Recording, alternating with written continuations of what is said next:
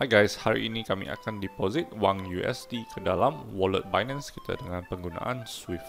Jika Anda belum mempunyai account Binance, Anda boleh sign up dengan menggunakan link kami di bahagian description ataupun di bahagian komen. Untuk deposit duit ke dalam Binance, kita kena deposit USD daripada account bank kita. USD tersebut kemudian akan ditukar kepada BUSD dan kita boleh menggunakan BUSD untuk membeli apa-apa kripto. Untuk langkah pertama, kita klik di bahagian deposit. Di bahagian deposit, kita pilih fiat money. Selepas itu, kita pilih USD. Selepas itu, kita klik di Silvergate Bank.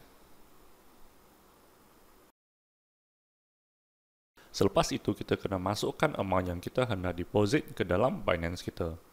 Jumlah yang kita deposit untuk contoh ini adalah 50 USD. Kalau kita masukkan 50 USD, dia akan menjadi 50 BUSD. Selepas itu, klik di butang continue untuk proceed. Pastikan bank yang kita gunakan untuk menghantar mempunyai nama yang sama seperti yang tertera dan kita kena masuk nombor kod ini di dalam penghantaran tersebut. Jika maklumat adalah tidak sama, pembayaran tersebut mungkin tidak akan diterima. So, kita klik confirm untuk continue. Selepas itu, kita kena buat telegraphic transfer kepada maklumat yang dipamerkan. Bank Binance terletak di USA dan kita kena bank in kepada maklumat-maklumat tersebut. Pastikan kita masukkan nombor reference code kerana dengan kod ini mereka akan mengesan akaun kita dan dia akan masuk ke dalam balance wallet kita. Selepas itu, kita kena membuat foreign telegraphic transfer daripada online banking kita kepada akaun bank Binance. Di bahagian online banking kita kena buat satu transfer overseas. Pilihannya ialah foreign telegraphic transfer. Untuk ruang negara, kita kena masukkan negara untuk bank Binance iaitu United States.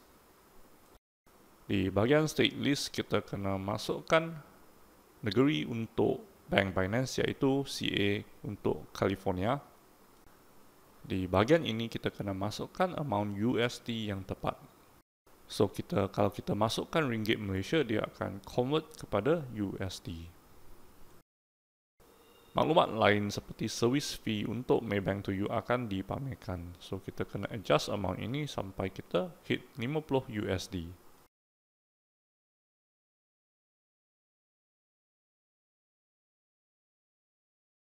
Okey, selepas kita sudah confirmkan semua, kita scroll ke bahagian yang paling bawah. Kemudian kita klik transfer. Di bahagian sender details, kita akan masukkan maklumat kita. Pastikan kita juga memasukkan reference code ke dalam ruangan tersebut. Okey, di bahagian recipient bank details adalah amat penting. Kalau kita masukkan maklumat yang salah, penghantaran tersebut kemungkinan akan gagal. So, kita kena copy dan kita kena masukkan semua details untuk bank penerima. Okey, selepas kita sudah masukkan recipient bank details, kita kena masukkan bahagian recipient details pula. Bahagian recipient details adalah maklumat pengguna dan bukannya maklumat bank pengguna. So, di bahagian ini kita kena masukkan butir-butir untuk Binance. Untuk langkah terakhir, kita kena verify tag kita dengan SMS. Selepas itu, pastikan kita simpan resip untuk penghantaran ini kerana memang banyak masalah kalau kita menggunakan Swift untuk menghantar ke bank di Binance. So, kebiasaannya wang ini akan masuk ke dalam bank account Binance di dalam beberapa jam. Tetapi masalahnya adalah di bahagian Binance. Okey, dari pengalaman kami, sistem mereka agak lambat untuk detect telegraphic transfer ini. Proses untuk masukkan telegraphic transfer ini ke dalam akaun Binance kami memakan masa lebih kurang 3 hingga 5 minggu. Untuk menyemak status telegraphic transfer ini, kita kembali ke bahagian deposit.